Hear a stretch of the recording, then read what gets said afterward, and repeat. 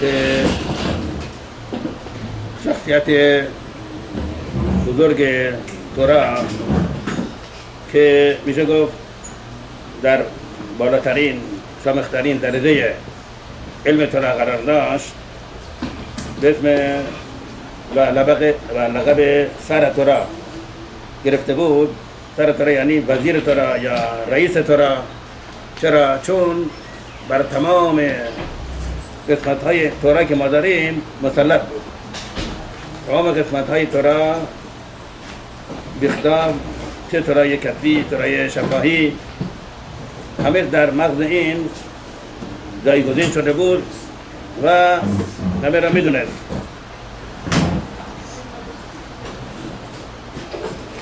این شخصیت به اسم مران سرطره ربنو شماریاهو یوسف حیم بن ربنو استیپلر که ربنو یعقوب اسماعیل کانیevsky علیه السلام هست، این در تشییع جنازهش تقریبا در حدود 1 میلیون نفر شرکت کرده بودند. 1 میلیون نفر این چیز ساده نیست، تعداد کمی نیست. ما در هیچ کشوری، در هیچ ملتی، در هیچ مقامی در دنیا چنین تشییع جنازه‌ای به این همه جمعیت نیست. بزرگترین سیاستمدارها، بزرگترین رئیس جمهورها، هر چی باشه شاید 1000 این در تشییع جنازه شرکت کنند. 1000 نفر، 2000 نفر، 1 میلیون نفر. اینجا نشون میده که آموختن تورا، علم تورا چقدر علم بالای چقدر عالیه که تورا به کسی که این درباره تورا تحلیل کرده و این همه تورا میدونه، خود تورا بهش احترام میذاره، اینو در نظر مردم محترم میکنه و این همه جمعیت در تشییع جنازه این شخصیت شرکت میکنن. و بعد دیدیم که این شخصیت بزرگ در هر ثانیه که برای فرصت بود آموختن تورا را پیش خودش گرفته بود، اشتغال داشت، چه گرما، سرما، هر چی، در هر صورت، در هر وضعیتی، در هر موقعیتی این آموختن تورا را برای خودش انتخاب کرده بود و در هر سال تمام گمارای شست بابلی و یروشلمی را در عرب پسح سیوم میکرد، ختم میکرد. میدونی چقدره؟ بابلی چقدره؟ بابلی تقریبا 3500 دفعه، تقریبا 3500 دفعه، یعنی 3500 ورقه. هر ورقه 2 صفحه داره. این به اضافه بر این یروشلمی، تلمود یروشلمی، این تلمود بابلی در کجا تالیف شده بود؟ به توسط رابینا براباشه در بابل، به عراق امروزه. یروشلمی 300 سال قبل از این تالیف شده بود توسط ربی یوحنان در اسرائیل. بنابراین اسم این تلمود را گذاشتن یروشلمی که در یروشلایم بود. این تلمود هم 100 دفعه و 100 ورقه و 200 ورقه نیست. این تقریبا 1500 ورقه است، 1600. و این تلمود یروشلمی چقدر عمیقه و چقدر باستی درباره این فکر کرد. این شخصیت موفق میشد در عرض 1 سال تمام بابلی و یروشلمی را در عرب پسح ختم کنه و هر سال این کارش این بود. هر سال غیر از این در ما در تورایی که ما داریم کتاب مخینتا هست. مخینتا یعنی تمام اون درش هایی که حقیب اسرائیل درباره شماد در کتاب شماد هست، اونجا میشه مخیلتا. درباره کتاب ویقرا میشه سفرا. درباره کتابای دواریم به میدبر دواریم هر درشی که حکامی اسرائیل کردن از اون درشا اینا یک کتابی تعلیف شد به اسم سفره. این تمام درشای حکامی اسرائیل درباره کتاب بمیدبر و دواریم. این هم خیلی خودش عمیقه. ایشون تمام این کتابا اینا را دوره میکردن، همیشه تو مغزشون جا گرفته بود. غیر از این توسفتا هست. توسفتا در هر مسختی یک مثل یک مسختی هست، مثل میشنویت هست که این توسفتا در موضوع هایی که در بابلی در میشنا ذکر نشده در مورد ذکر شده.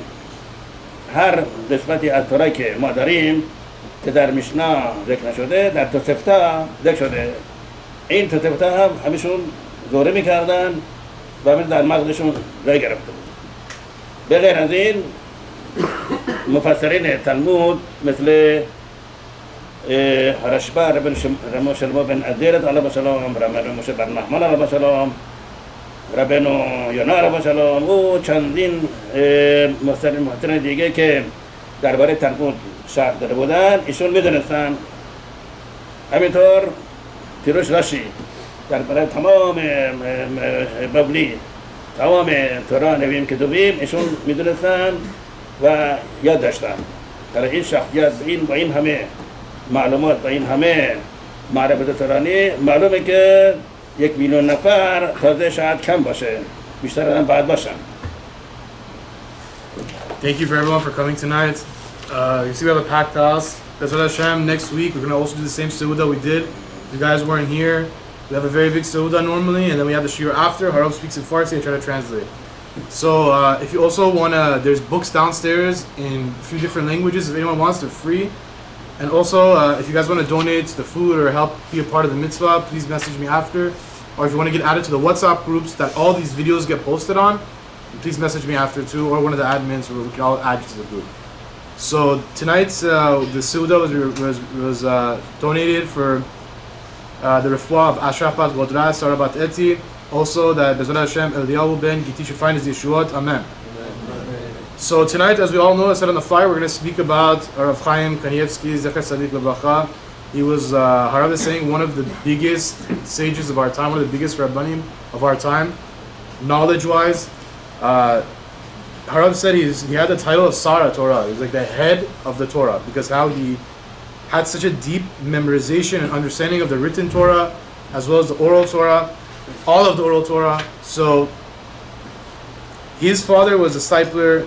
He was the son of the stipler who was also a huge Gaon. Almost one people pretty much came to his levaya, to his burial. We saw the videos online. Harav is saying even that's not enough. For the amount of knowledge that was in his brain, even 1 million people wasn't enough for him. Harav is trying to say, look, we don't have any president or king or sultan or whatever you want to call it, any sort of government or politician figure that passes away that has that many people at their burial. Not even 1/1000th of that. You know what I mean? When the presidents pass away, they don't even get that many people. To get 1 million people, it really means that people putting a lot of respect. Harav is trying to say he put so much kavod for the Torah that the Torah made sure to get kavod for him. So when he passed away, look how many people showed up at his burial. 1 million people. Have you ever seen 1 million people in the same place? You see the videos, the people look like ants from how far it is. So Harav is trying to say, Harav Chaim Kanievsky wouldn't waste even 1 second. Every second was about Torah learning. He would memorize anything that he learned, pretty much. If the weather was hot, it was cold, it doesn't matter. He had a schedule, he would learn, he would stick to the schedule. Every year he would finish the entire Shas, Bavli, Yerushalmi. Harav is trying to say, look, Bavli is about 3,500 dafs. Each daf has 2 sides. So it's about 7,000 pages this guy would finish. This Rav, I should say, would finish in 1 year. On top of Yerushalmi, which also had about 1,600. On top of all the other stuff that he would finish. People take 7 years to finish it if they learn 1 daf a day. He does it every year, Erev Pesach. He completes this entire thing. And he has a siyum every year, Erev Pesach. So he would besides learning the Gemara, Yerushalmi, Bavli, he would learn Mechilta, which also the drashot of Shemot, Safra, which was the drashot of Vayikra, Sifre, which was Devarim and Bamidbar. These are very, very deep concepts that if you want to learn a page or a sentence, it takes you some time to really understand what's going on. Harav Chaim Kanievsky, Allah Shalom, he had all this memorized, cold. So he would also learn many other things. I think Harav said is Tosefta was something that is in each Masechet. It's like a Mishnah, but it talks about things not covered in the Gemara, right? Tosefta, yeah, right. It's something that's not covered in the Gemara. This is a separate book that would cover the things that's not covered in there. He had all this memorized. Besides all this, we learned Rashba, Rambam, Ras, all pretty much all the Rashi on all of the Tanakh and everything. He had it memorized. So Harav is trying to say, with all this knowledge that he had, 1 million people didn't do it justice to be at his burial. He deserved even more than that. بغیر از این ایشون ظهر اما ظهر میدونستن دوره میکردن و ظهر هست. ظهر این علم مقدس و اسرار تورا در ظهر گفته شده ایشون همه را میدونستن و دوره میکردن. ما ظهر داریم، ظهر حداش داریم، ظهر داریم. ایشون همه این قسمت ها را یاد گرفته بودن و در مغزشون جای گرفته. و اینطور که شنیدم که بابا صلی علیه السلام ربنا اسرائیل ابو حسیر علیه السلام ایشون هم خیلی در تورا خیلی معلومات توراشون خیلی وسیع بود، خیلی زیاد بود. ایشون یک گفتاری، یک مقاله نوشتن درباره موضوعی و در این مقاله از هر قسمت تورا چند کلمه نوشتن. مثلا فرض کنیم درباره مثلا آموختن بچه ها در مدرسه مذهبی که چقدر مهمه، چقدر اساسیه و چقدر باید سعی کرد بچه ها را در این مدارس تربیت کرد. ایشون نوشتن و از هر قسمت تورا، چه گمارای بابلی، چه یروشلمی، چه زتبتا، چه ظهر، از هر جایی یک جمله را گرفتن به طور استعاره مستعار. یعنی مثلا به جایی که می‌نویسن ما باید سعی کنیم که بچه ها در مدرسه مذهبی تحصیل کنن، یک جمله از مثلا مسخت برخود را ایشون نوشتن. همطور برای جمله دیگه از مسخت بامونسیا، همطور جمله دیگه از مسخت تمورا، مثلا معیلا، یروشلمی، ظهر، همه نوشتن و به طور استعاره این نامه را، این مقاله دادن به جناب سرطورا ابن کانیevsky علیه السلام که ایشون تعیین کنن که هر جمله از کجا گرفته، از کجا اقتباس شده، از کجا ایشون گرفتن، کجا. ایشون پیدا کردن 212 منبع برای این مقاله. 212 این از مسخت برخود، این مسخت پسحیم، این جمله از مسخت مثلا تمورا، این از ظهر، این از این 212 منبع پیدا کردن که نوشتن که این هر جمله، هر سطری، هر موضوعی از کجا اقتباس شده برایشون معین کرد. این خیلی میخواد چقدر این چقدر عالم باشن، چقدر این در تمام تورا خبره باشن، ماهر باشن که بتونن برای هر جمله کوچیکی پیدا کنن که از کجا گرفته شده.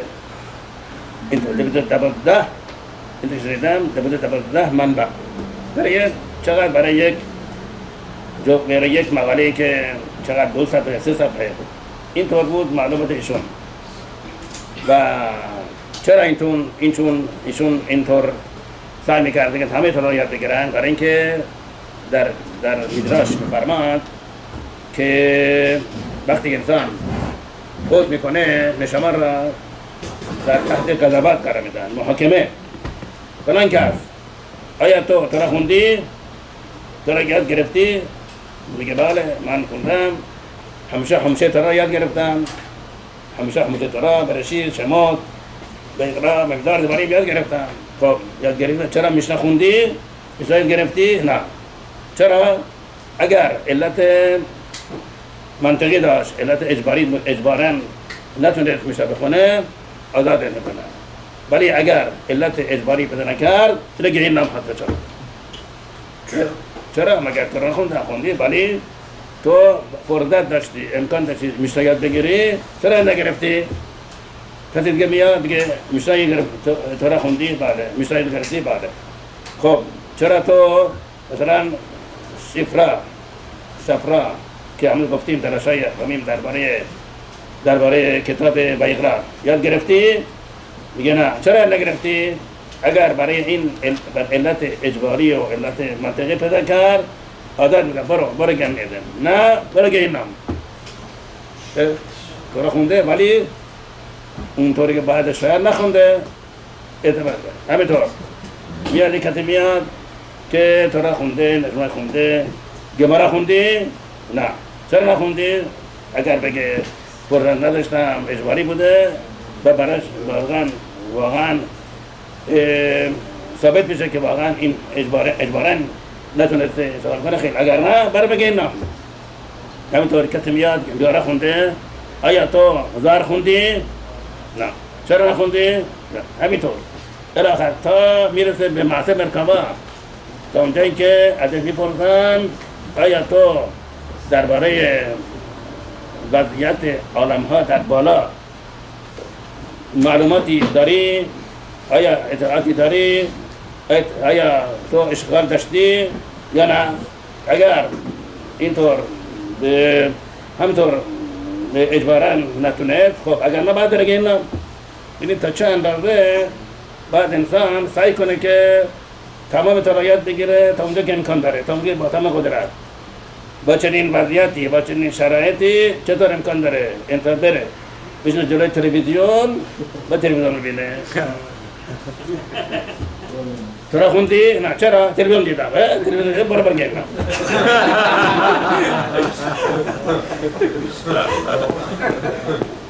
ببینید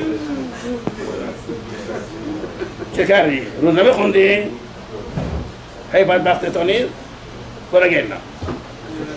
اگر بده روزنامه خونده برای که کسانی هستن که برای کارهای خودشون که کار تجارتی دارن، کارهای اداری دارن، خب بس بدونن اطلاعات داشته باشن از موضوع، از اوضاع دنیا، از اوضاع کشورشون بدونن. خب اگر اینطور باشه، خب ولی اگر همچنان میخواد وقت بذاره، وقت تلف بکنه، میخواد ببینه که وضع هوای مثلا در اروپا، در اتریش چی بوده، چطوره، گرمه، سرده، برو گیرم.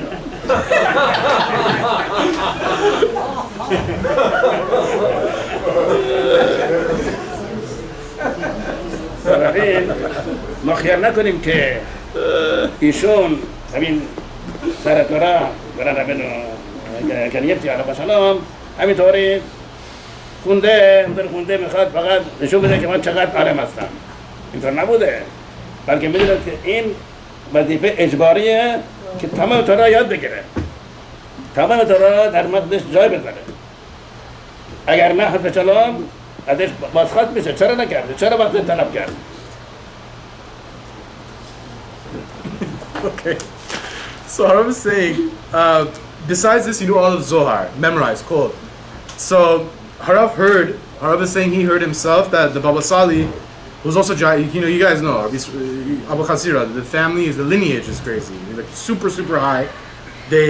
He said he wrote some sort of like a little, not a paper, but like a book, not even a book, like a booklet, 2-3 pages.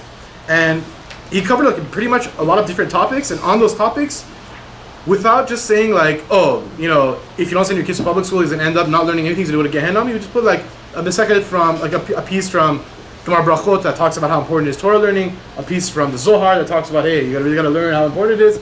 With this, you kind of make it like a Musar way. It was just a bunch of Torah taken from a bunch of different places, put in so you understand what he's trying to talk about example. Why is it important not to send your kid to a public school? So he wrote this little booklet, and they ended up giving that booklet to Rav Chaim Kanievsky. They gave it to him. He looked at it and he said, it was 3 pages long. He looked at it, he said this sentence, just by looking at it. Nowadays we have like computers, Google, you name it, you do a Google search in 2 seconds to find out where the source is. He was like a walking Google. He would put, boom, this source is from Zohar, this page, this sentence. This one is from Talmud Brachot, this one is from Baba Messiah, this one this, boom, boom, boom, boom. He ended up giving 212 sources in a matter of 30 seconds just by looking at this little booklet that Baba Sali wrote. 212 sources. He would look at a few words and say, this is from this part of the Torah, this page, this parak. He would source it for you, like Google, but in his brain. So,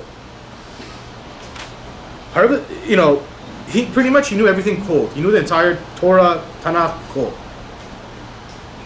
So the question is, why would he learn so much? What's the point of learning so much? Right? Rav Chaim wanted to come and show off and say, look how much I know in my brain. I'm on Google. Check it out, what I can do. Zohar, this, that. I know all the books that we see here. It's my brain. Why is he learning so much? Why is he putting every second for learning? So Harav says, I think he said it, there's in a Mishnah that after you pass, a person passes away, the neshama separates from the body. We had a whole shir on this, what happens when the neshama comes out of the body. That's a whole separate thing. When it finally gets up there, they ask him, so, did you learn Torah? And he says, yeah, what do you mean? Yeah, I did, I learned. They will say, okay, did you learn Mishnah? Oh no, I didn't learn Mishnah. Go it again. Why? First they ask you, do you have a legitimate excuse?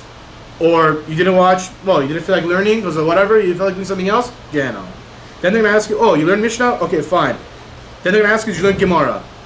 No, you didn't learn Gemara. I only learned the Mishnah. Oh, you didn't learn the Gemara? Why? You don't have a legitimate excuse? Yeah, no. So then they ask you, did you learn Safra? What we said before is the Perish on the Vayikra. Oh, no, I didn't. Do you have a legitimate excuse? No? Yeah, no. Zohar, etc. So, all the way until the end. And at the end, I think they asked you, Harav said, if you learned about Gedolim who passed away or something. I think that's what he said. כבוד הרב, גופים אחר סר, אז איתו מיפורסן, ראג'ה גדולים هایی که از عالم رفتن خوندین یا نه؟ این سوال آخرین این بود؟ نه این میپرسن درباره علم تورا میپرسن، یعنی نمیپرسن که چرا درباره قرآن بزرگ شخصیت بزرگ چرا نخوندی، درباره چی بود، چه پیروشی که نوشته یا راجع به زندگیش؟ نه این فقط درباره تورایی که اصلی تورا، یعنی همطور گمارا، بابلی، یروشلمی، توسفتا، سفرا، Zohar, in Chizai Torah. So if you didn't learn any part of the holy books that we have, Zohar, Talmud Bavli, Gemara, Mishnah, they ask you those. If not, they say, okay, Gena. So with all this knowledge, Rav is saying, he doesn't understand how someone can sit and watch TV. It's like, they're going to ask you all these questions. There's no getting out of it. No one's going to get out of it. Everyone's going to get asked those questions.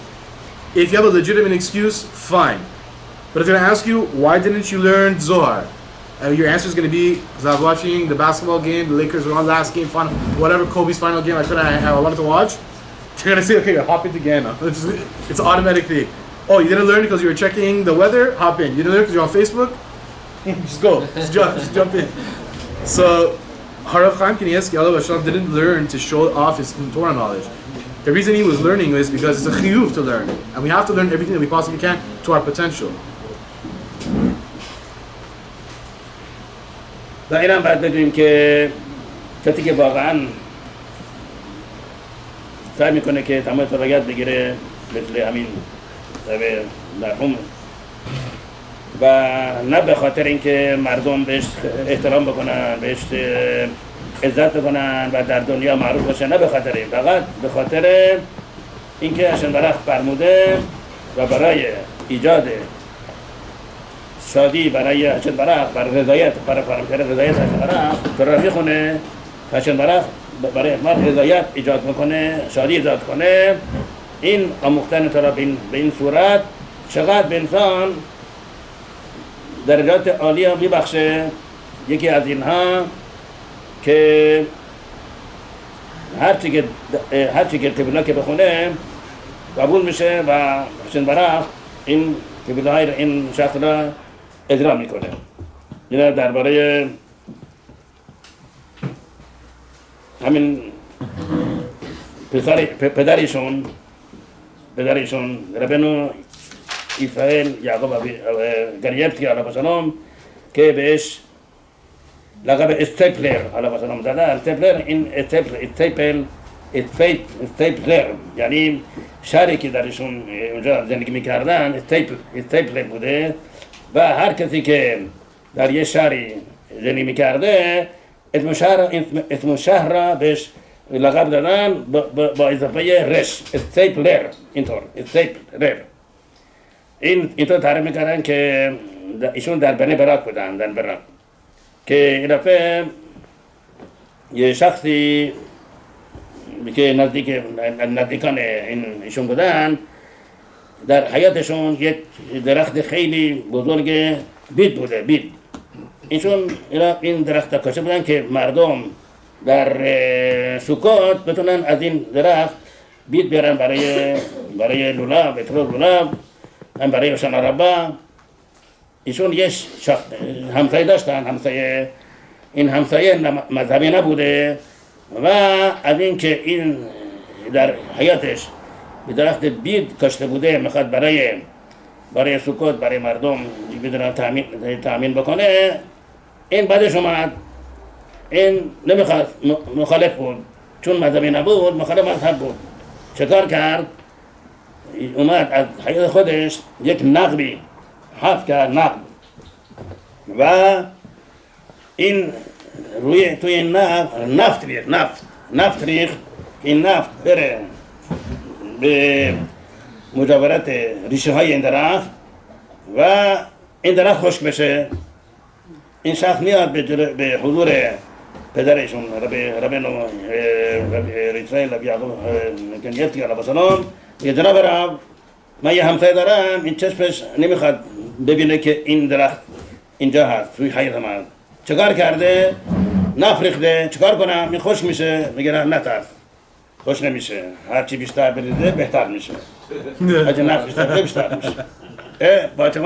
با کمال تعجب اینا که درخت خوش نشید چی؟ برابرترم شد، بیشترم بر میده.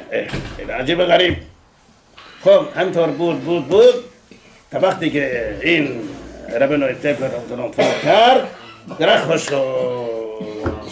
تا وقتی زنده بود چون گفت این درخت باقی میمونه و برابر میشه، چون این برای میثواه. تو این کاشتی برای چی کاشتی؟ برای که پول بگیری؟ نه، برای میثواه که مردم را مذاکره کنه میثواه. تا وقتی زنده بود درخت هی مرتب بیشتر برابر میشه. فوت کرد تموم شد رفت. ببینید این قدرت تورا که تورا به انسان قدرت میده که این هر چی که بگه چیز برای انجام بده. So Harav is giving a story. Harav is trying to say, listen, we really need to, people that really learn for the sake of kavod for Hashem, not because they want kavod, look at me, how much I know, come kiss my hand. People that really learn for the sake of Hashem, that when it gets to that level, because they really want to learn, so Hashem gets enjoyment out of their learning, it gets to a point where whatever they pray for immediately comes true. They get to such a high level that whatever tefillah that comes out of their mouth immediately gets accepted in Shemayim. So Harav's giving a story about the Stipler. Harav is saying, look, the Stipler, he was named the Stipler because back in the day, from whatever city you were from or area you were from, they would take that word, he was from Staple, and then they would add R to it, so it became Stipler or Stapler or whatever. His father, yeah. And then whatever, so they added R to the end, and then, you know, that would become like the name. So he got that nickname, and one time what happened was he had somebody who was close to him in Bnei Brak. One of his friends had a yard, and in his yard he went and he built a palm tree. He put a palm tree there so that people can come, it'll grow, they can cut the lulav, people can take it and use it for sukkot. He wanted to do the chesed, you know what I mean, and also for schach. He did it for a mitzvah, and then one of his neighbors went, his next door neighbor saw that he was growing this, and people were coming, he got upset. He said, I don't want people to come here anymore. He said, what do you mean? You know, thinking what to do. I think he ended up digging a hole in the ground, or like a tunnel to the tree, and poured a bunch of gas so that the gas would go to the roots of the tree and dry out and kill the tree. So the guy who's growing this tree for everybody gets scared. He goes to the Stipler. He says, look, I spent all this time, I put this tree, I watered this tree, it's growing, I did this for the mitzvah. My neighbor, he can't see that I'm doing this mitzvah. He went and he's taking gas and he's pouring it all over the thing of the tree. It's going to kill my tree. It's going to come down. I'm not going to be able to do the mitzvah. People are not going to be able to come take the lulav and the schach. The disciple told him, don't worry. Not only the tree is not going to burn. Not only the tree is not going to get dry. The more gas that he puts on the tree, the bigger it'll get. That's exactly what happened. The more gas that this guy would put, the tree, he would come back and see, wow, the tree's actually crazy. Bigger, more lulav, more schach. So, Aravot? I'm sorry, Aravot. Thank you for correcting me. So people can use it for their lulav attach it with their lulav. And as this guy was pouring gas on it, it was just getting bigger and bigger and bigger, and more people were coming and using from it. But then the second that the disciple passed away, the tree dried that day and died. The point of here is whenever a tzaddik says something, when it's someone who learns for the kavod of the Torah, immediately it gets accepted. Whatever he says goes.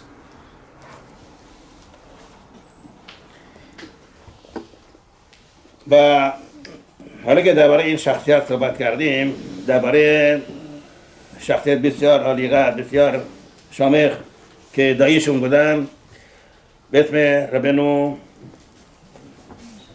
ابراهیم اشعیا کردیس علیه السلام که در دنیا به لقبشون حزون ایش هست صحبت بکنیم. حزون ایش این اسم کتابی که ایشون تالیف کردن درباره تمام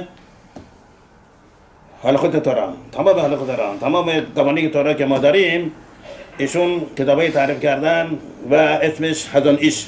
حزون ایش میشه ابراهام مخفف ابراهیم اشعیا. حزون ابراهیم اشعیا. اطلاعاتی که ایشون داشتن در تورا، معلوماتی داشتن واقعا شگفت انگیز و بسیار تعجب آوره. و نه تنها درباره تورا، علم تورا، بلکه درباره علومی که لازم هست برای آموختن تورا، ایشون بسیار معلومات داشتن، بسیار حاذق بودن، ماهر بودن. یکی از معلوماتی که ایشون داشتن معلومات طبابت. یه دفعه شخصی مریض بود و میخواست برای عمل جراحی بکنه. عمل جراحی اومد پیش حزون ایش و جناب را من برای سلامتی بستی که عمل جراحی انجام بدم. آیا من بکنم نکنم؟ صلاح نیست؟ چون گفتن بله صلاحه، ولی باید بری انگلستان. جناب را این پروفسوری که بعد مرد جراحی بکنه، بعد رفتم پیش رفتم اینجاست، میره براکه بچه برای انگلستان. برای چه وقت تعریف کنه خود این هم پروفسوری که من رفتم پیش و به من گفت بعد عمل جراحی بکنی اینجاست، میره براکه یروشلم، براک یا تل آویو. لازم ندارم انگلستان. میگه نه باید انگلستان. عجیب و غریب. اینا به پروفسور گفت که جناب پروفسور من پرسیدم، مشوره کردم، ایشون گفتن باید بری انگلستان. این تعجب کرد، چرا انگلستان؟ من اینجا هستم، میتونم همین اینجا عمل جراحی برات انجام بدم، یا لازم بری انگلستان؟ نه. جناب را گفتن من حرف گوش میکنم بعد برم. خیلی خوب. ایشون رفت انگلستان، همون شهری که همون پروفسور جراح بود و تحت عمل جراحی قرار گرفتن. این پروفسور شروع میکنه جراحی. بعد در وسط جراحی متوجه میشه که یک ابزاری که باستی عمل جراحی را ادامه بده اینجا هست، دیگه براک نیست. یعنی اگر این عمل جراحی بدن براک میکرد در وسط جراحی انجام میمون. یعنی حزون ایش علیه السلام یا با علم طبی که داشت یا با علم روحانیش نمیدونم چی بود، میدونست که این در جراحی که بعد این انجام بده یک ابزاری لازم داره. این ابزار در اینجا نیست، باید انگلستانه. بنابراین گفت باید انگلستان اونجا جراحی کنه. عجیب و غریب. همینطور پروفسورهای حاضر و عالیقدر در اسرائیل میمدن بهشون مشورت میکردن. جناب را ما میخواهیم چنین جراحی بکنیم، آیا صلاح نیست؟ میشون می‌نوشتن در یک قطعه کاغذ این کارو بکن، اونجا را جراحی کن، اونجا را بسته ببری، اینجا را یه پروفسوری ادیب بسیار تعجب کرد چطور امکان داره که این هزان ایش که فقط آموختن توراست و این اندازه میدونه به ما یاد بده چهار باید بکنیم. اگر این سوال را از یک پروفسور بسیار عالیقدر در امریکا در انگلستان میکرد، برای این 4-5 تا صفحه می‌نوشت، این کارو بکن، اون کارو بکن، برای این بخاطر اینه، ولی ایشون هزان ایش در یک صفحه 5-6 سطر خبر نوشت و برایش توضیح داد. این بود به علم ایشون. همینطور در نجوم بدونیم که ما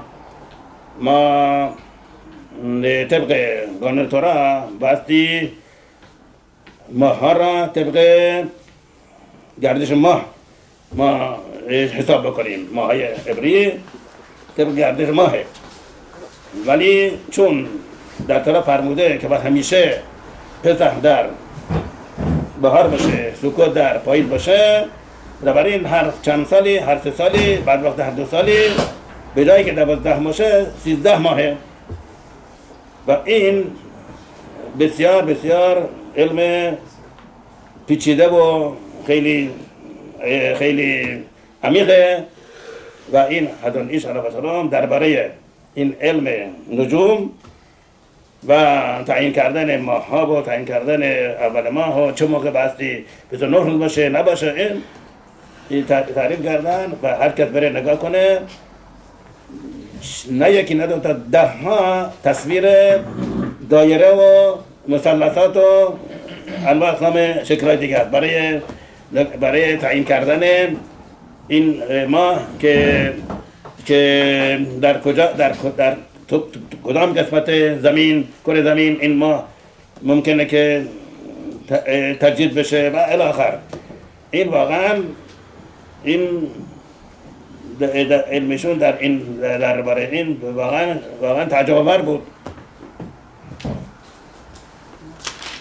So Harav is continuing, he's saying, now that we're speaking about the family, the Kanievsky family, we're going to speak to someone also who was related to him, his uncle, who happened to be the Chazon Ish.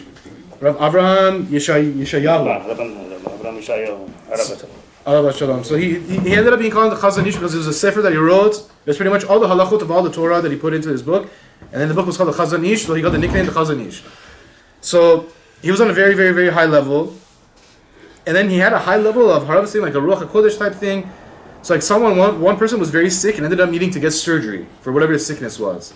He goes to the Chazon Ish, he says, Harav, what should I do? Should I get the surgery? Should I not get the surgery? What should I do?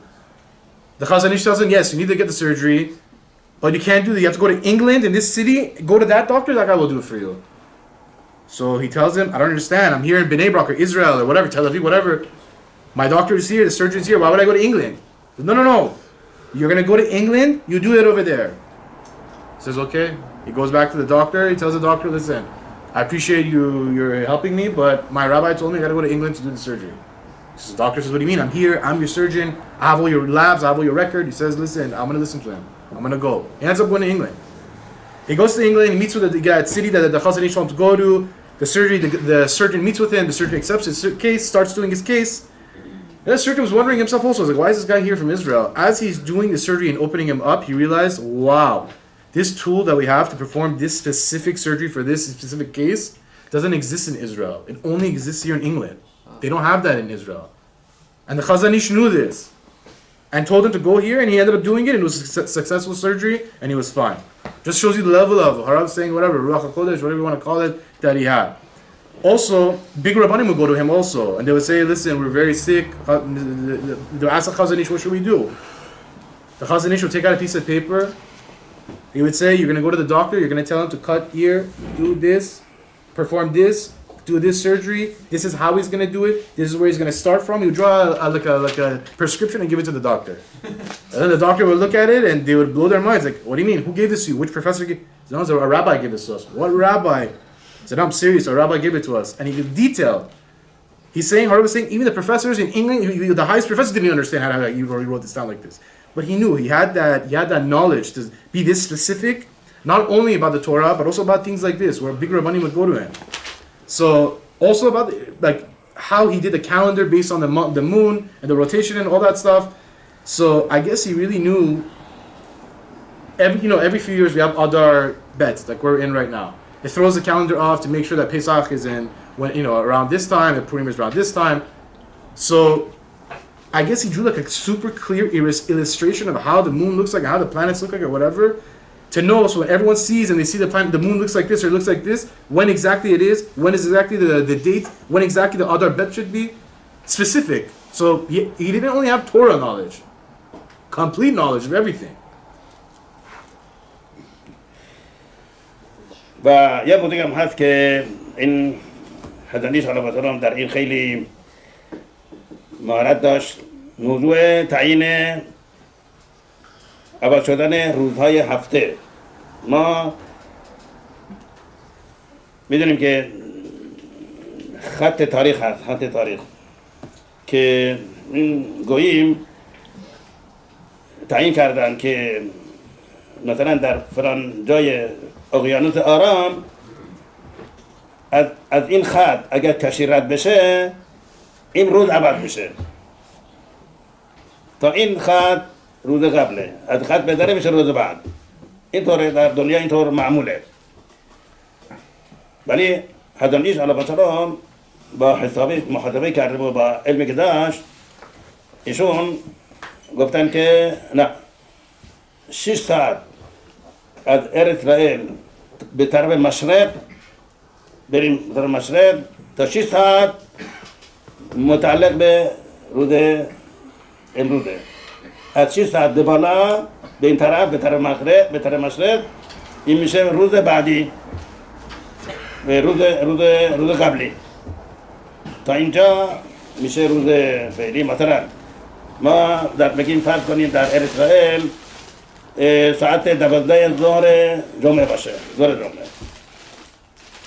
حالا ما تا چه موقع میتونیم بگیم که در شرق اسرائیل اینجا روز جمعه است، از این بعد دیگه جمعه نیست، بعد شباته، یعنی روز بعدش. باید تعیین کنیم. در ملت‌های دنیا اینطور معموله که یک خطی هست، این خط معلوم میکنه از این طرف اینطوره، از این طرف اینطور، از این طرف بعد این روزه، از طرف اینطور. ولی حضرتیش فرمودن که نه، تا 6 ساعت. ما اگر تا 6 ساعت بریم مشرق، این متعلق روز جمعه است. بریم بیشتر بریم روز شباته. میفهمید؟ یعنی تا مثلا ساعت 12 روز جمعه در اسرائیل 12 جمعه است، تا ساعت 6 صبح این روز جمعه است. 6 ساعت بریم طرف مشرق میشه شبات. یعنی این از 6 ساعت به طرف مشرق بریم دیگه این روز جمعه نیست، این شبات بعد از روز جمعه. اینطور ایشون اینطور تعیین کردن.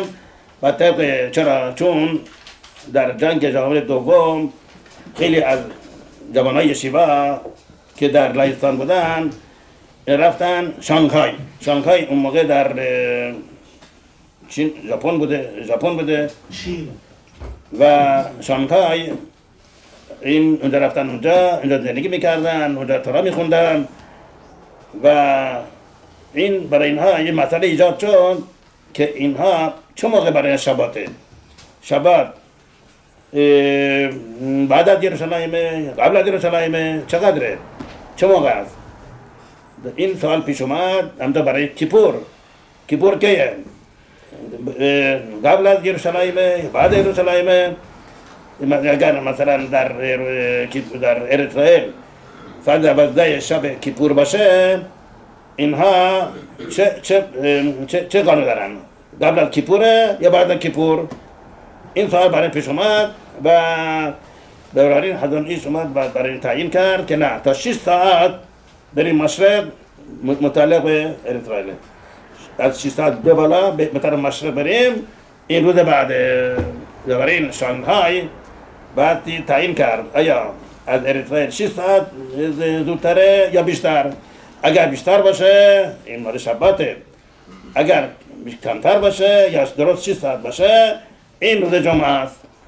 همونطور کیپور اگر شانگهای در 6 ساعت قبل از یروشلایم باشه تا 6 ساعت این میشه روز آدینه کیپور، روز بعد از کیپور، یعنی 6 ساعت بعد از یروشلایم.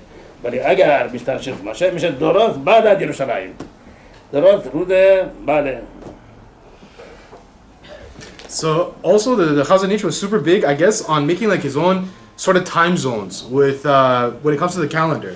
So for here, for us, we say like Israel is 10 hours ahead of us, so on and so forth. But the Chazon Ish said, listen, this is how we're going to do it. If the area, the time zone that you're in, is 6 hours ahead or more from where we are, then that's the cutoff date. That's not going to be the cutoff. It was where we're going to go by the Goyim calendar. We don't go by that. He made it where if you're in a time zone where it's 6 hours ahead or more, that considers to be the next day. It goes based on Eretz Yisrael timing. So I think there was a question of the Jews in World War II went to Shanghai, and they were there. They were learning, so on and so forth. But they had a problem to see when is it Shabbat there, because in Yerushalayim, what time is Yerushalayim? How many hours ahead are they? Are they going by just the time zone? So I guess the Chazon Ish, if I'm understanding it correctly, he basically said, if the area that you're in is 6 hours or more ahead of Yerushalayim, then that already follows to the next day. Right? I said it right? Okay. Double check, because that was like really confusing for me too. Okay. So 6 hours or more, basically, if we see that the time zone that you're in is 6 hours or more ahead of Eretz Yisrael, it already falls to the next day. So for example, if it's Friday for them, to figure out when Shabbat starts, it would go based on the time of Israel, 6 hours plus or more. If it was 6 hours or more ahead of the time in Israel, it could be that their Shabbat started for them at like 12 o'clock in the afternoon, or whatever. It really depended on that. He was able to have this knowledge beyond Torah, besides the doctoring thing that he said, besides the surgery knowledge, besides the medical knowledge. He was able to determine things like this where no human is able to determine, no rabbi is able to come into Paskin Halacha like this.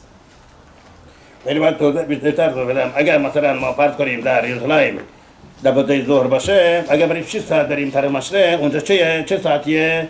6 بعد از ظهره. 6 بعد از ظهر.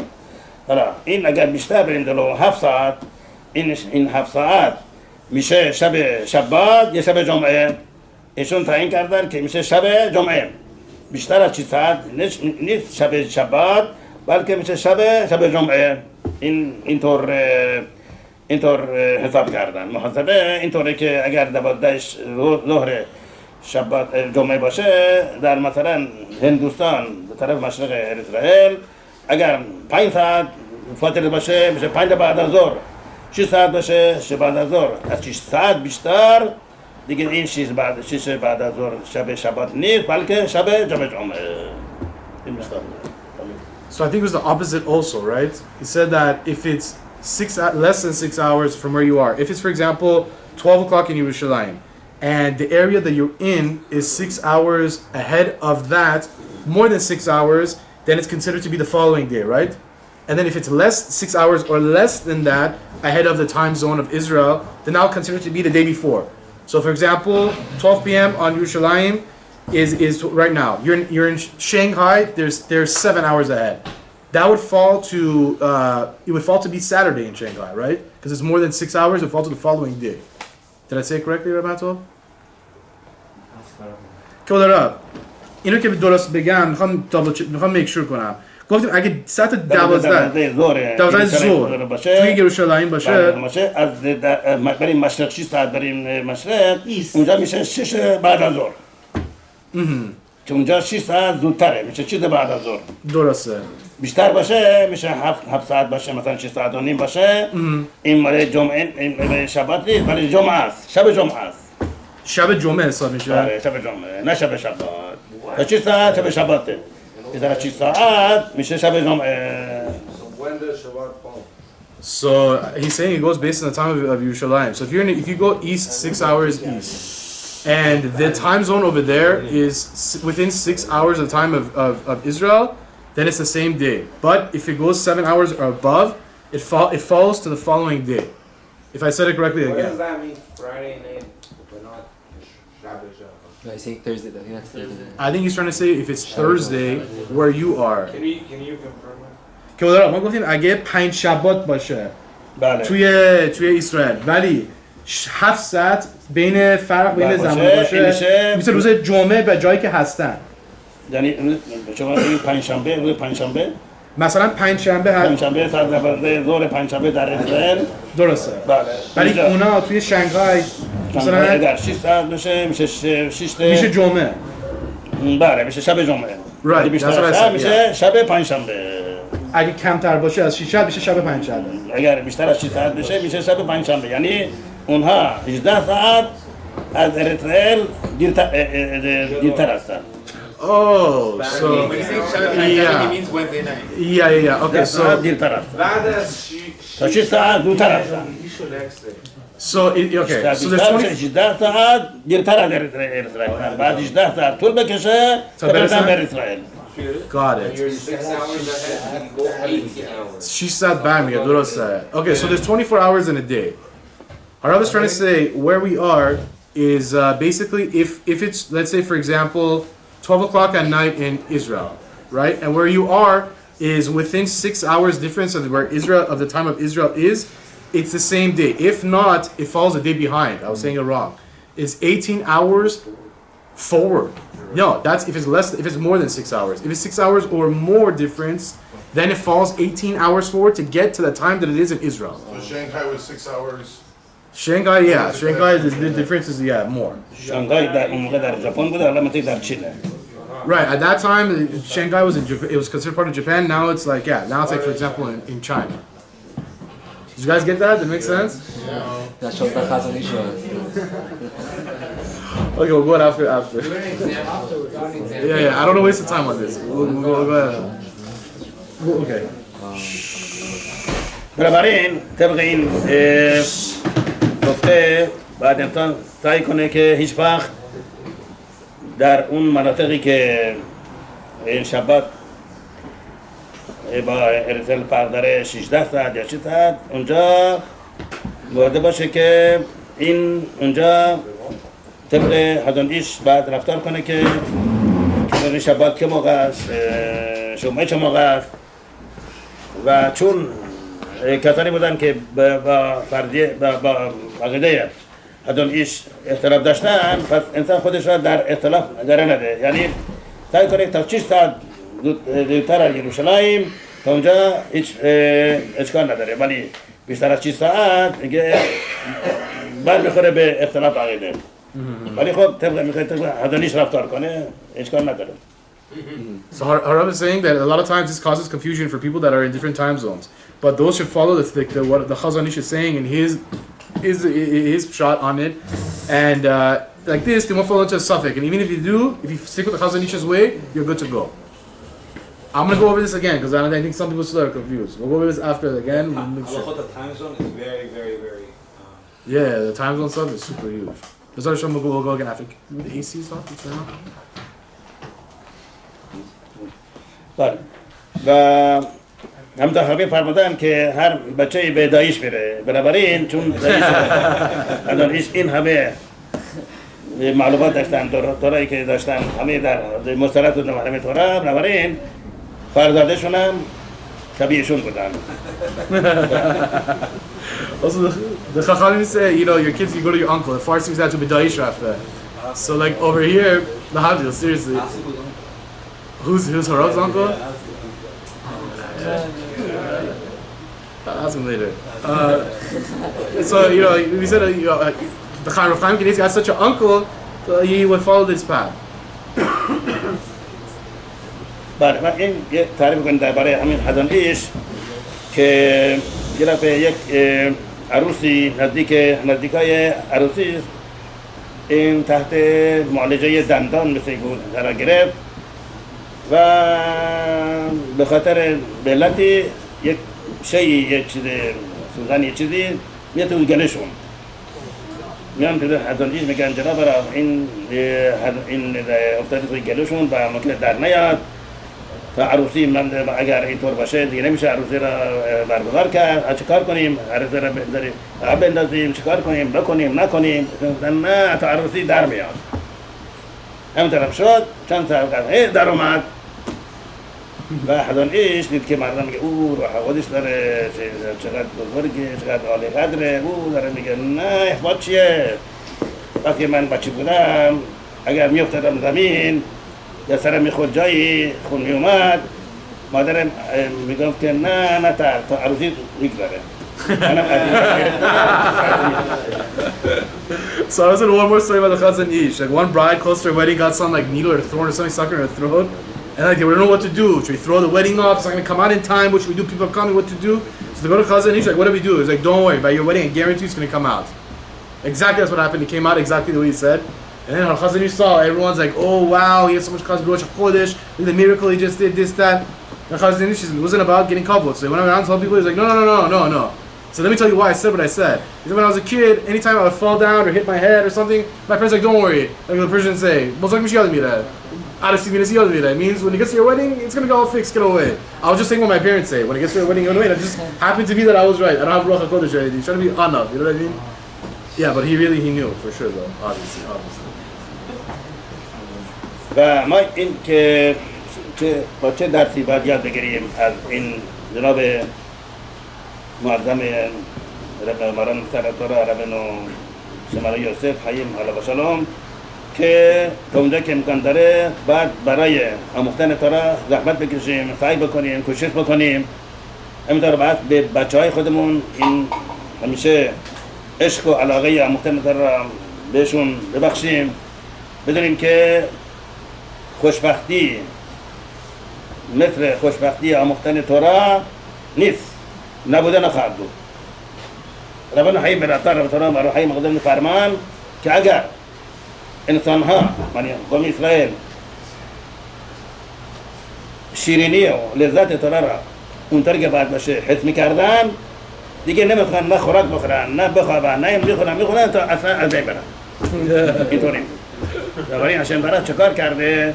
اون لذت و شیرینی تورا را پنها گذاشته، یعنی مستور گذاشته که نبره خوراک بخوره، بخوابه، کارو بکنه، یعنی جمعیشه بچپته دیگه از بین بره.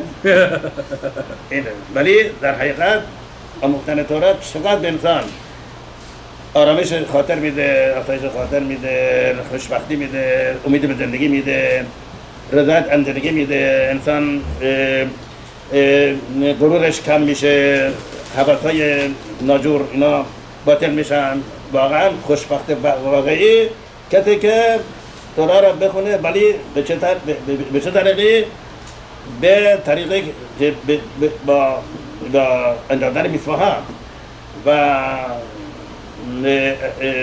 مراد کردن فرمانهای تورا. ولی اگر انسان بره فقط تورا بخونه، تفیلین نبنده، تیتیل نپوشه، تربان نگرد، در این چیه این برعکس تورایی که میخونه اینا میندازه توی گهنم. چرا؟ چون تورا میخونه ولی در که در تورا انجام نمیده. یعنی چی؟ یعنی میدونه ولی با خود ضد توراست، ضد فرمان توراست. برای این شخص خوشبخت نیست، این شخص بدبخته، بخت واقعیه. بنابراین ما وقتی تورا میخونیم بعد به این منظور تورا بخونیم که تمام فرمانی تورا انجام بدیم و همیشه ملحق بشیم باشن برای و کاری نکنیم که اصلا برای از ما ناراضی باشه. این در این صورت تورا انسان را میبره بالا در درجات بسیار عالی، بسیار شامخ.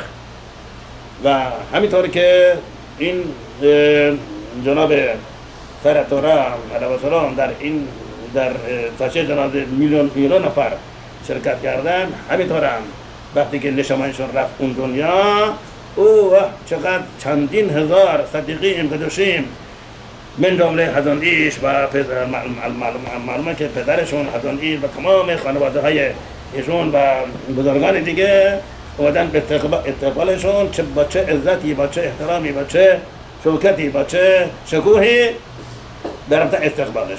آیا از این بالاتر خوشبختی بالاتر هست؟ نیست.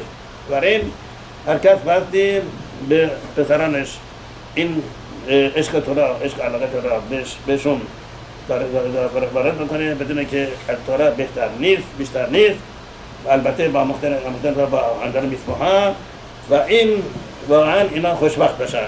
همینطور برای زنها وقتی اینها به بچه هاشون از هم بچگی عشق و علاقه تورا را وارد بکنن، بهشون بگن که وقتی تو در تورا خیلی عالم باشی، وقت خود را باید همیشه صرف آموختن تورا بکنیم و تا اونجایی که امکان داره در درجات علم تورا باید ترقی بکنیم. من برای تو کمک میکنم، به تو کاری که برای تو هر کاری که لازم باشه انجام میدم که برای تو فرصت باشه بری تورا بخونی. ماده باش که وقت خودت را بی خود تلف نکنیم. اینطور. So Harav is saying, what is the lesson that we take from this? What can we conclude with the story of Chaim Kanievsky, his uncle, his father? What can we conclude? Basically, we must try hard and exert energy into learning Torah, teaching our children. Harav was saying, Rav Chaim ben Attar said that if people felt the sweetness of the Torah, if Hashem didn't cover it, if Hashem didn't hide it, all they would do is just learn. They wouldn't eat, they wouldn't drink, they wouldn't go to bath until they died. That's how addicted it would be to it. If Hashem didn't hide it, who would go to work? Who would go to anywhere? They would just learn. They wouldn't even eat food. You'd be so stuck into it that the guy wouldn't realize he didn't eat food in a week, he would pass away. So Hashem hid it, so people come, they go to work, the life goes on, the world exists. And how much learning Torah, Harav says, erases bad thoughts from your mind, gives you an ease of mind. It takes away ghurur, it means pride and haughtiness and that kind of stuff. It calms your anger down. How much the learning of Torah not only is gaining you knowledge, how much it affects you as a person. But by learning the Torah, keeping the mitzvot, not like by going and knowing everything and you know all the rules of tefillin, but you don't put on tefillin. You know the halachot about keeping Shabbat, but you don't keep Shabbat. Not like that. By learning and based on what you're learning, you're keeping. So, just like more than 1 million or whatever it was, the amount of people came to Harav Chaim Kanievsky's burial, you think in Shamayim, Harav is saying isn't the same thing? It was the same thing in Shamayim. The Chazanish, all his father, all the angels, all the people who passed the Gedolim, they all came down to greet him, just like here, if not more. Harav is saying, is there anything sweeter than this? How much kavod do you have in this world and the next? Forget about the kavod. How sweet everything becomes for you. So that's why Harav is saying also for the women, you need to teach your children at a very young age, encourage them, tell them I'll help you do whatever you want, just go learn Torah. I'll try to provide for you as much as I can. Encourage them, give them the time, give them the ease of mind, push them to do it, so that Bezrat Hashem will become huge in Torah and mitzvot. و تا چند اندازه مادر میتونه به فرزندش تأثیر داشته باشه که این به تورا و میتوت بچسبه. این یه داستانی تعریف کنیم که در جنگ جهانی دوم این خیلی از اولیایی که در اروپا زندگی میکردن برای اینکه بچه هاشون از بین نرن اینا را سپردن به کلیسی ها که اینها اونجا در امان باشن. بعدها اینا برن بیرون برن به اونجا بیان بیرون و اینا از نابودی خلق مسئول باشن. خب این سپردن و به متاسفانه اینا دیگه برنگشتن. یکی از بزرگان اسرائیل که یشیوای بسیار معروف و عالی پونویچ را تأسیس کرد در بنبرات. پونویچ اسم شهری در راجستان و این کسی که این یشیوا را تأسیس کرد مشمس ربنو یوسف شلوم کهانمان علیه شلوم. ایشون در تورا خیلی عالم بودن و این یشیوا را تأسیس کردن.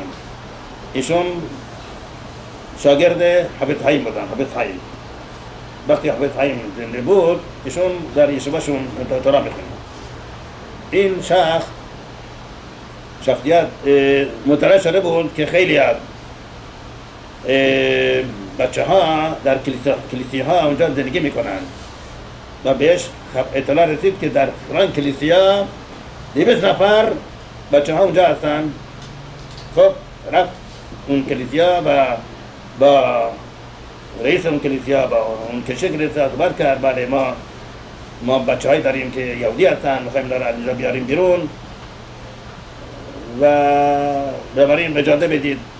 این کشک گفت که ببینید شما نمیتونید، چون اینها سالهاست که در اینجا هستن و لباسشون روی سرون صلیبه با دیگه اینجا خوراک خوردند و اینجا خوابیدن، دیگه مشکلی به آسانی نمیشه اینا بیرون نبارو.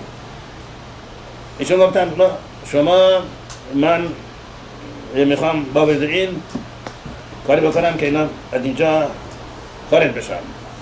گفت خیلی خوب، به ما اجازه میدم شما برید در اتاق ناهارخوری، سالن ناهارخوری، اونجا سعی کنید که اینا را بکشید به خودتون ببرید، ولی نه 2 ساعت 3 ساعت، چند دقیقه من بشه برگردم، چند دقیقه.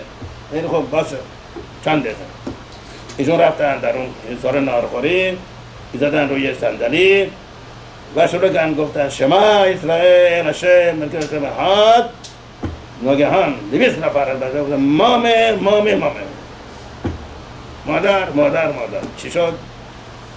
اینها وقتی که مادرشون زنده بود، وقتی 3-4 سالشون بود، مادرشون قبل از خواب به گوش اینها شما اسرائیل بخون، شما اسرائیل، اینا با شما اسرائیل بخوابن و 1 شب 2 شب 100 شب. بنابراین این شما اسرائیل در گوش اینها زنگ داره بود، در مغزشون ضبط شده بود. پایین جناب رکن گفتن شما اسرائیل، یادشون اومد که مادرشون این کلمه را، این جمله میگفته. بنابراین یاد مادر بوده، همیشه فرزندم مادر. کاری ندیدن، باره بفرمایید این همه را جمع کردن و برده از خارج کردن. ببینید تا چه اندازه مادر میتونه بر پسر بچه خودی تاکید بده، تا این اندازه که چی این بچه ها از اون کلیسیای پر از ناپاکی و پر از فساد اینها را بیرون آورد. از چقدر؟ 1 دقیقه بیشتر. Harav is trying to say the importance of how a mother can impact the life of their kid. So Harav is saying in World War II, many of the people in Europe, they realized that what's going on and their kids are getting taken. So what they would do is they would send their kids out to the churches so they would be safe there. They would go, and unfortunately, none of the kids came back. Well, whoever went to the church stayed in the church. So one of the rabbis there, his name was Rav Yosef Shalman. Yosef Shlomo Kalman. He was a student of the Chafetz Chaim, I believe, right? Anyways, he went there and he said, listen, they went to him, they said, listen, there's many of these Jews that we know that's in this specific church. It's a very big church. We know that there's at least 200 Jews in there, kids. He thinks to himself what to do, what not to do. He says, okay, fine. He goes there, he speaks with whoever's in charge, the pastor or whatever. He says, listen, I know as a matter of fact, 200 of these kids here, out of whoever the kids are here, are Jewish and I want to take them back. Pastor guy turns around to him and says, hey, they belong here. Look at the clothes, look at the cross on their chest. What are you talking about? Look at the clothes that they're wearing. They belong here. He says, no. There's 200 kids here, guaranteed they're Jewish. He says, what do you want to do? He says, give me a little bit of time with them. He says, I'll give you 2 minutes. You can go in the lunchroom, say whatever you want to say, you have 2 minutes. He says, fine. He goes into the lunchroom, in front of all the things, he bangs on the table. All the kids look at him, he says, Shema Yisrael, Hashem Elokeinu, Hashem Echad. All of a sudden, 200 kids start yelling, mommy, mommy, mommy, mommy. What happened was, those kids, back in the day, whenever they would sleep, their moms would sing Shema Yisrael to them in their ear before they go to sleep. Every night, for many, many, many nights in a row, hundreds of nights in a row. So the second that they heard Shema Yisrael, it brought them back to their mom, and they all started yelling, mommy, mommy, and the rabbi said, okay, you. He took every single Jew out of there. He told the pastor, Shalom HaKol Yisrael. He took everyone out. So it shows the level that the mother can, even just by saying a simple Shema Yisrael in the baby's ear, in the child's ear, it can have its impact and even save their life, like as we just saw. So don't take these things that are small lightly. These things are very huge. It can even save your kid's life.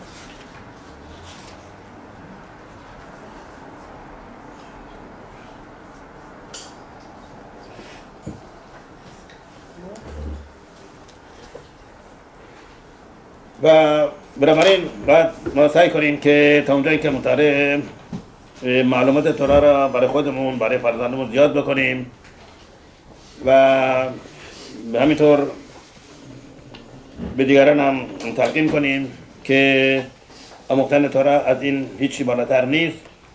البته همونطور گفتم آموختن تورا با مراعات میثوات و این چقدر برای تسریع گولای ما نجات ما چقدر این تاثیر داره تو آموختن تورا، چون همین فرمودن که به سقوط آموختن تورا مشیح خواهد آمد، گولا خواهد شد.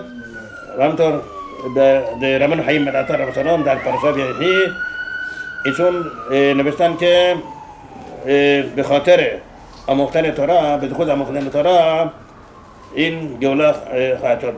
ولی وقتی که ما در آموختن تورا سستی به خرج بدیم، سستی اهمال اون در کوشش خودمون تا اونجا که باید بکنیم نکنیم، گولا همینطور به عقب میفته. چرا؟ چون گولای آتیه به خود کیه؟ به خود مشربن عرب سلام. مشربن عرب سلام چیه؟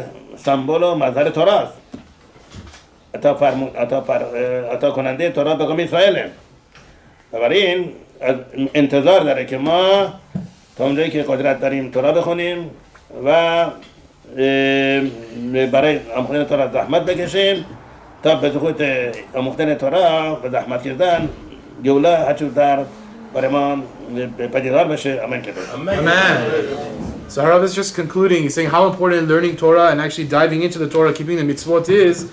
Our Chachamim say, also Rav Chaim ben Attar says in Parshat Vayechi, it says that the zechut of the diving into the Torah, keeping the mitzvot and learning, is what's going to bring the geula. But if we're lazy on this or we're so, then as the more that we're lazy, the more the geula is going to lag and it's going to take longer and it's going to get worse and so on and so forth. So really, Harav is saying the geula is coming from the zechut of Moshe Rabbeinu, and basically the whole point is the Torah learning and diving into keeping the mitzvot. That's what's really going to bring our geula faster, easier, better. And B'ezrat Hashem, with that zechut, the Mashiach will come ASAP. Amen.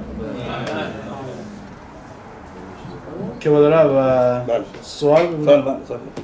okay, so we're going to do the questions. Really quickly, we'll do. I don't know how many questions we have time for, but let me start with the ladies' side out of respect. Any questions on the ladies' side? Yeah, please. So the ref said like after 2020, we know what men are going to be asked. I can barely hear you. Can you speak a little bit louder? Sorry. Yeah. So after 2020, so we know what men are going to be asked. But how about women? Good question. که دارن میپرسن ناشیم دارن میگن که ما از بعد از 120 سال مردا گفتین که ازشون میپرسن تورا خوندین، میشنا، ظهر، ولی از خانم‌ها چی میپرسن؟ اینا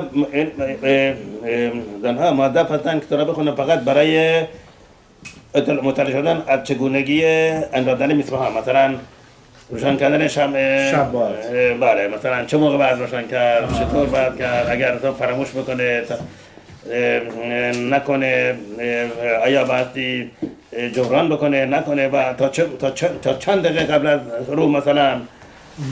و همینطور قوانین برکت نمازون، قوانین برخوت شهر که ما بلند نشیم از خواب بلند نشیم 20 برخه میگیم، این 20 برخه چه میتونیم بخونیم تا چه موقع وقتشه، تا ظهر، تا بعد از ظهر، طبق علاقه تا غروب میشه این برخه را خون، برخه برخوت شهر. همینطور قوانین به خصوص قوانین طهارت خانواده که این از همه بیشتره، هم قوانین شبات، همین فقط برای مطالعه شدن چگونگی میثوها. ولی برای زنها هیچ میثوا نیست که با دیگه میدونن با بخونن، با دیگه این تمام قسمت های گمارا و نه اینا هیچ وظیفه ندارن. وظیفه اینا فقط اینکه برای اون آگاهی داشته باشن از چگونه میثواها و همینطور فرزند خود تربیت کنن در راه تورا و ایشون عشق و علاقه آموختن تورا وارد بکنن که اینها در راه تورا بتونن ترقی بکنن. So the women have a different obligation. They don't have the obligation like men where they need to learn. We need to learn mitzvot men. Even if we already know it, we still need to learn it. It doesn't matter. Continue learning it. But women, they only need to do things that really pertain to them. So, for example, lighting the candles on Shabbat. If they forgot, do they have to make it up? Not make it up. How many more mitzvahs for after Shkia, before, so on and so forth. When's the latest? Birkat HaMazon, Birkat HaShachar. Until when do they have it? Till Shkia or not? Tarat Mishpacha, keeping Shabbat. And also to teach the children, to give them chinuch, to teach them the laws of Torah. These are the things that they're going to be asked. They're not going to be asked Mishnah, Zohar, things that the guys are going to be asked. It's going to be only specific to things that you need to keep. Any other questions, ladies' side? Okay, guys' side. There's this concept of Vav Tzadikim. Yeah. That The world stands on those 36 tzadikim. In Israel and outside, how does that work? When a big rabbi passes away, does somebody get promoted? Who's in control of Who's the it? CEO? Is there like is it organized?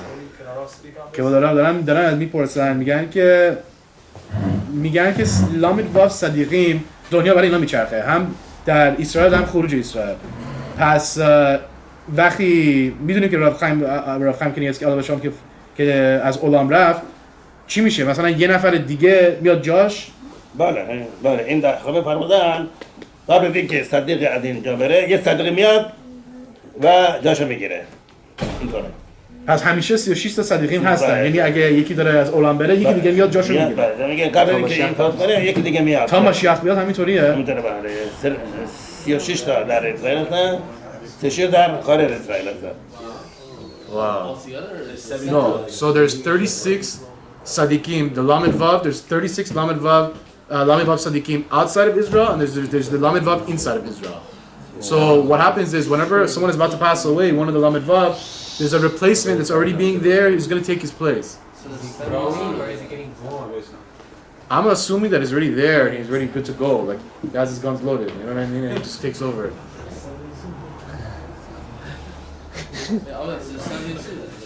So technically in the world 72, it's not 36. He said there's 36 in Eretz Yisrael, 36 outside of Eretz Yisrael.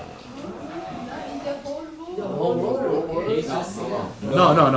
Harav said there's 36 in Israel and 36 outside and the rest of the whole world. 72 altogether. 72 altogether.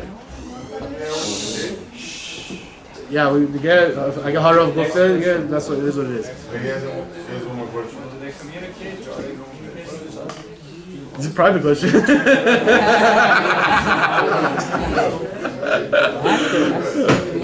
اینا با هم دیگه این 36 تا صدیقی ما با هم دیگه میدونن کی چیه نمیدونم مثلا با هم دیگه صحبت میکنن I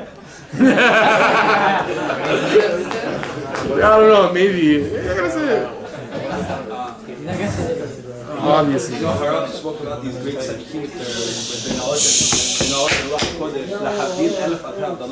There's these people like they're called mediums. Like they're able to speak to the dead and they're going. Oh. And then like they say like this person in your family is gonna have this surgery. And it's like like I don't want to say Ruach HaKodesh, but they're on TV and they're like perfect at it.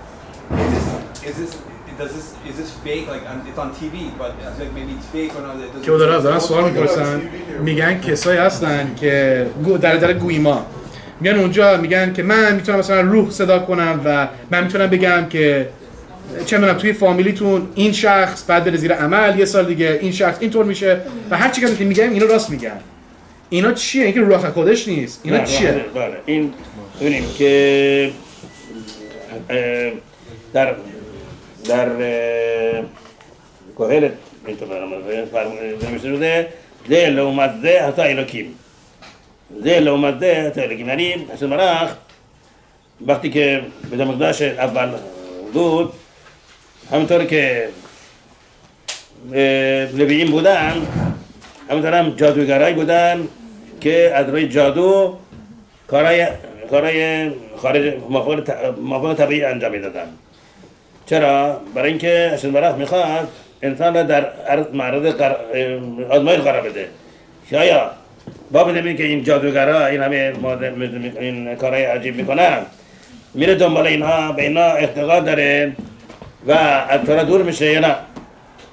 پس این که میبینیم که این اشخاصی که میگن اینطور میشه اونطور میشه اینها از روی طمع است از روح طمعات نه دورشا این هست مرد اینطور ولی اونا میتونن از روح توما از چیز توما بتونن مثلا بگن که یکی تو فامیلت اینطوریه، تو خونت اینطوریه، چه میدونم، یا روح صدا کنن، روح میاد باشون صحبت میکنه و هرچی هم که میگه راستی هم راسته.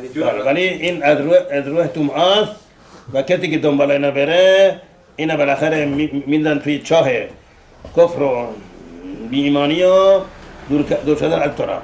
که دارم یه چیز دیگه هست، مثلا یه تخت روش مثلا چیزای مثلا A, B, C, D, E, F, G نوشته بهش میگن ویجی بورد همچین چیزی و مثلا روحه رو صدا میکنن، روحه مثلا یه لیوانه نمیدونم یه لیوانی چیزی میزنن بله این انتقال میده اینجا همچین چیزی چجوری ممکنه یه گویم بیاد روحو صدا کنه، روح هم بیاد طبق این گوی جوابش رو بده. روح چرا باید به این گوی جواب بده؟ خب این به طریق این روح را مجبور میکنن که بیاد و این خط اینا برآورده کنه و بگه تعریف کنه چی شد ولی این کار خیلی خطرناکه. چرا؟ برای اینکه این روح وقتی این احضار میکنن برای خیلی سخته، خیلی در عذابه، خیلی در رنجه، امکان داره که از این انتقام بگیره اینو بزنه از بین ببره. اونطوره. برای این روح پرسی حقیقت داره ولی تورا این امر برای ما اصول کرده، حرام ممنوع کرده. یکی از نواهی تورا ما 365 نواهی داریم، یکی از اونها چیه که روح پرسی نکنید. روح پرسی نکنید این هم نهی تورا است و هم برای اونهایی که روح پرسی میکنن و این با حرکت دادن لیوان این اطلاعاتی کسب میکنن این امکان داره که بیان از این انتقام میگیرن و دخل بیچارش بکنن. اینطوره. Wow. So a couple questions was asked. We asked how is it possible that the Gentiles have the power, I'll get you next, have the power to do these witchcrafts, to say who in your family has this, that, these psychic readers, witchcrafts, all that. We see it all the time. TV, we see it. The houses, they have it, weird houses. So Harav was saying, look, just like in the first Beit HaMikdash, I guess there needs to be like an equilibrium, right? Where there's a lot of Kedusha, there's even a lot of Tumah to always set a doubt in your brain. That maybe it's true, maybe it's a Kedusha, oh no, maybe it's not. There has to be that doubt. So anytime that Hashem, when there's Nevuah in the first Beit HaMikdash, when there's open Nevuah, and the Navi would come and say, this is going to happen, everything he said happens, Hashem also gives power to the other side so that it puts a doubt in your mind. So it tests your faith. Right? So then I said, how is it possible that there's those things, whether it's called Ouija board or whatever, they put a board that is A, B, C, D, and you put a cup on it, how did the Goyim have the power to do this? Harav is like, listen, the Neshama listens to what they say because they call them in a way where it has to listen to certain words or certain things. But then when the Neshama comes down and answers the question, whatever the question they ask them, it's extremely painful for the Neshama to come down. And because he was forced to come down because of this Goy, because of that person, he's going to go and take a revenge on that person. Harav said he's going to make that person a bad bach. Means he's going to really make his life living Gehenna. And eventually he said if he really wanted to and if he really gets upset, he can kill him right then and right there. So it's super, and Harav is saying also, yes, it's true. Such a thing exists. But, some water. But also it says it's, but it says it's true, it's possible, but basically it's super asur, so don't do it. And it's super dangerous. Great. Thank you, buddy. Good answer? Yeah. Can you ask Harav if he has any personal stories or With stories? Harav Chaim? که دارم میپرسن شما خودتون یه داستان راجب شما برای هراف خایم کنیفسکی میدونیم که با هم دیگه رفیق بودین، میخوام بدونن یه داستانی که بین شما دوتا از مثلا چندین سال پیش. نه من با ایشون وقت روبرو نشدم، فقط تلفنی؟ نه تلفنی نه میشناسم ایشون از دور میشناسم، نه با ایشون ملاقات نکردم. I was saying, no, I know him, but I didn't speak to him, but I know him, but I don't know, so we communicated, I don't know.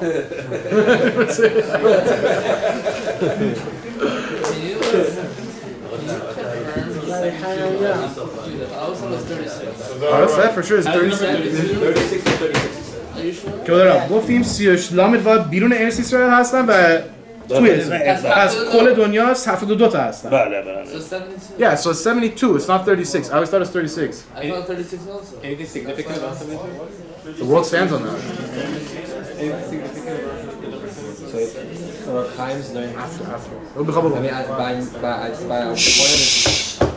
at some point of our Chaim's life, it was so easy for him to learn if he's learning that much in 1 year and he's making Kol HaTorah Kula Siyum. Right. At some point, like most of the time, it's probably like just really easy for him to learn. So for us, if we're toiling and it's hard for us to understand one piece of Gemara, does that make our learning greater than his, or his learning was always the greatest? You're saying, do we count as if we read it? Do I get way Whose more Torah is reward? greater, Chaim's or ours? That we have to work on, or Chaim was perfection? Oh, because to get for him, it's like a walk in the park. But it was perfection, though. You understand? Yeah, but it also goes by how hard it is. Harav said, if the thing's hard for you, that's a really good question. He was also holding up the world because he was doing. Okay. که دارم میپرسن میدونیم که یه ایده هست که هرچی سخت‌تره برای این میتوا انجام بدی موزت بیشتره. بله. برای هراف خایم کنیوسکی دیگه سختی نبود، همه تورا تو مغزش بود. یعنی هر سخت بود، نه بود، ولی دیگه به اون حدی که شاید برای ما نیست. یعنی ما زخوتمون همون طوره چون که بله ببینید عرب خلیقت می‌فرمان که وقتی انسان برای یه میسوایی مثلا بگیم آموختن تورا شروع میکنه آموختن تورا برای خیلی سخته رو تا بفهمه و تا درک بکنه و تا یادش باشه و بعد چقدر دوره بکنه چقدر مقدار فشار بیاره و خیلی سخته ولی یواش یواش آسون میشه مثلا همین مرحوم سر تورا علیه السلام دیگه براش مثل آب خوردنه دیگه آره اصلا دیگه چیزی نیست طبیعیه ولی بدون چون اول وقتی که شروع کرد برای سخت بود چون برای اینطور حساب میکنه هنوز هم سخته واو با بزن که این آموختن تورا شده برای مثل آب خوردن ولی این چون برای اینطور حساب میکنه که همون سختی که قبلا داشته حرام داره مزدی که اون موقع حرام به اون طریق مزد میشه به اون درجه مزد داره wow crazy answer so the question was asked not who's greater but like we know that for Chaim Kanievsky to learn a Zohar he knows it by heart all he needs to do is look in his brain for us you sit there one word east that how do you say we ask Harav so in a sense who's getting the same reward are we getting the same whose reward is greater Harav say look it says in the Eliyahu that if it's something is very hard for you to learn in the beginning. Torah is very hard. You're learning, you don't understand what you're learning, it's tired, you this, your wife, this, a million things come up. It's very hard for you to learn. But yet you sit there, you sit and you learn and learn and learn until it becomes second nature for you. Like Rav Chaim Kanievsky becomes like drinking water. Then you still, because you started out and it was so hard for you and you fought with yourself and you sit still and learn for it to become easy for you, even though it's easy for you, you still get the reward as if it was impossible for you like it was in the beginning. So every time that he's learning and it's a walk in the park for him, he gets that zechut of when it was in the very, very beginning when he first opened the sefer and he was looking at the book.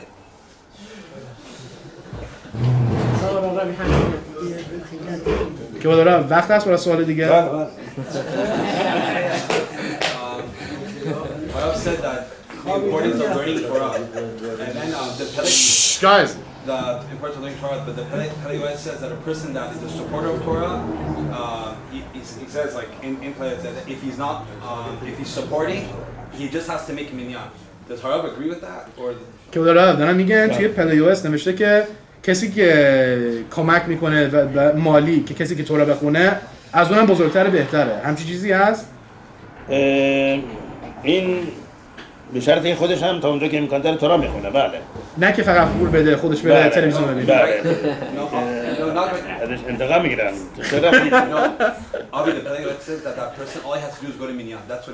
خود پلیوس میگن که پلیوس فقط نوشته که فقط اون طرف بعد بره مینیان همین چیزش همینه که فقط اون طرف بعد بره با مینیان تفیلا بخونه همین بقیه‌اش همین لازم نیست نه بعد تمام تای کنه تورا بخونه وقتش تا اونجا که وقت داره بعد تربیت تورا بخونه این دربارش کی گفته شده کسی که کار تجارته برای اینکه کسب پول بکنه کمک کنه به همین بعد مشغول تجارت و معاملات و اینا باشه و وقت آموختن تورا نداره فقط شب نیم ساعت وقت داره روز هم نیم ساعت بیشتر نیست ولی اگر وقتش باشه 5 ساعت بره همونطور برای کاری بی خود بکنه از این بازخواست میشه. So Harav is saying, look, it doesn't work like that where if you're just loaded, you hire like I think in China, like you hire like someone else to do your prison term or something, you pay him, he learns your Torah, you get this. It doesn't work like that. So you have to really sit down and try as hard as you can to also, if you have free time, you're sitting there watching TV and the guy that you're supporting is in yeshiva learning for you, Harav is like, you're gonna get revenge on, you're gonna get punished for that. If you can, but you're busy, let's say you're really rich, and you're busy meeting with this Rosh Hashiva and that guy, and writing checks for this guy and checks for that guy, and you're just busy taking care of it, you don't have time to sit down, fine. But if you have time 30 minutes at night to sit down at 30 minutes and learn, it doesn't count. We went over that whole thing. They're going to ask you, did you learn, did this, did that? And if you have no excuse to get, you have no excuse. There's no getting out of it, you have to learn. I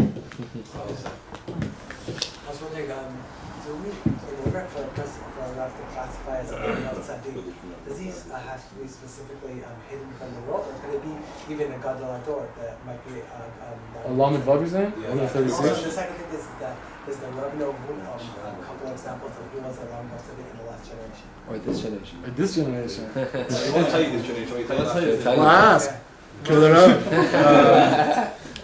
دارم میپرسن میگن اگه مثلا یه شخصی میخواد جزء این 36 تا صادقین ما باشن بعد مثلا حتما هیچکی ندونه یا مثلا گادالادور همه میدونن مثلا هراف خایم کنیوسکی میدونن که حتما جزء اون 36 تا حساب شد 100% ولی مثلا چیزشون چیه بعد هیچکی ندونه یا میتونن مردم بدونن قانونش چیه که هیچکی نمیتونه بدونه یا میدونن و بعضیاشون رو میدونن بعد بیشترشون نمیدونن یک ایده سریعتاً نیستاریم یعنی صدیقای مخفی اینا کسی اینا خبر نداره اینا چه درجه دارن ولی اینا جز 36 صدیق هستن سریعتاً که اینا مخفیانه است کارش مخفیانه است هیچ کس از اینا خبر نداره و ما میدونیم مثلا چند تا از این صدیقی ما کیان مثلا توی دوره قبلی دوره مثلا اینا کی حساب میشه مثلا هراف شرابی هراف عبادی یوسف بله اینا یکی از اینها پدر ربنو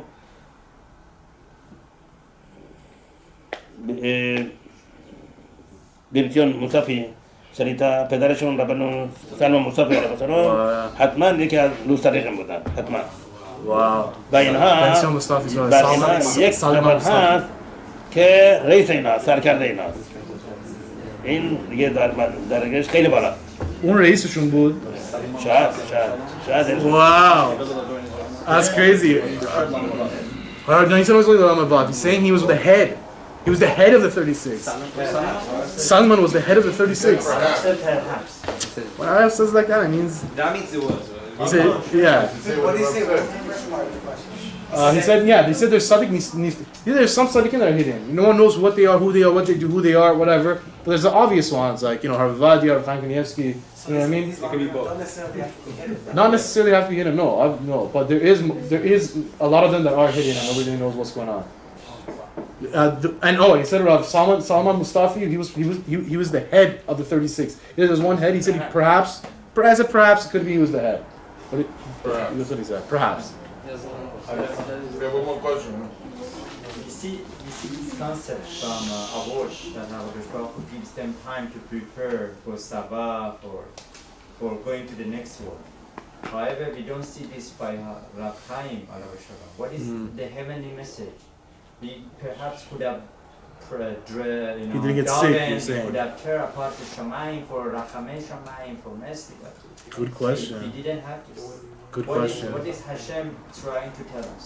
که دارم میپرسن میگن که معمولا وقتی یه صدیق گادولیدوری میخواد از عالم بره اول مریض میشه هشم بهمون یه چیزی میده که بتونیم تهیلیم بخونیم همه جمعیت همه دنیا بیشتر آموختن تورا کنن ولی اصلا این نشد با هر خانم کانیوسکی ناگهانی هشم میخواد بهمون چی بگه هشم چرا این کارو رو کرد که بهمون چی بگه چرا بهمون یه چیزی نداد که بتونیم تهیلیم خونی رو بندازیم تورا بیشتر بخونیم شیوع راجبش بذاریم یه کاری بکنیم که رفاه شده ما براش پیدا شه ایراد داره ممکنه که این برای تنبیه دوره است یعنی چون متاسفانه بعضا در دوره گناه هست اینه که لگ داشتن که تبیرا بخونیم که ایشون بیشتر باشن چون وجود ایشون در دنیا چقدر دیداره باطل میکرده ولی چون هاشم از گناهانی بودن که ما این مستعد نبودیم این بود که به طور ناگهانی یعنی الان که هاراv خایم از عالم رفتن وضعیت خطرناکی برای ما پیش خب بعد ببینیم که این وجود صدیق با این درجه بالی نمیذاره که هر وقت همه تقدیرات بعد پدیدار بشن ولی بنابراین بایستی هر کس سعی کنه که تورش رو بیشتر بکنه از امانات بیشتر پرهیز بکنه که این مثل اینکه یک خلا ایجاده خلا یعنی جای خالی بعد اینو پر کرد هر کس سعی کنه که یه ذره بیشتر بیشتر اینجا این خلا پر بشه اگر نه خطرناکه اینطور بله Wow. So I asked Harav, the question was, normally when a big gadol ador like that wants to get sick, gets passed away, first he gets sick, then there's a chance, like Harav Avali, I remember got sick, everybody think, and then like, he came back and he said that your tefillot ripped up the shamayim and I basically gained more time. But with Rav Chaim Kanievsky, we didn't even get that. All of a sudden one day we come, boom, he's on the floor, that picture that he's on the floor of the shul. We didn't get that. So I asked Harav, like, why? What is Hashem trying to teach us? Hashem is trying to say that our generation wasn't even worthy of him to have such a huge and high level tzaddik. Hashem did this on purpose, maybe as a punishment for us, so we understand. And I said, wait, now that he's gone, if this is the case, is it dangerous for us now that he passed away? Because Harav was saying he was battling gezerot left and right. So Harav said, listen, now that there's a void, everyone needs to step up a little bit more to fill that void as a community. So the whole community can take a step, a little bit more to fill that void so that it's not. I said, what happens if we don't do that? Is it dangerous? I was like, well, what do you think? Obviously. The person that was learning Torah like that constantly, it's a big hole. Yeah. The entire thing is that's.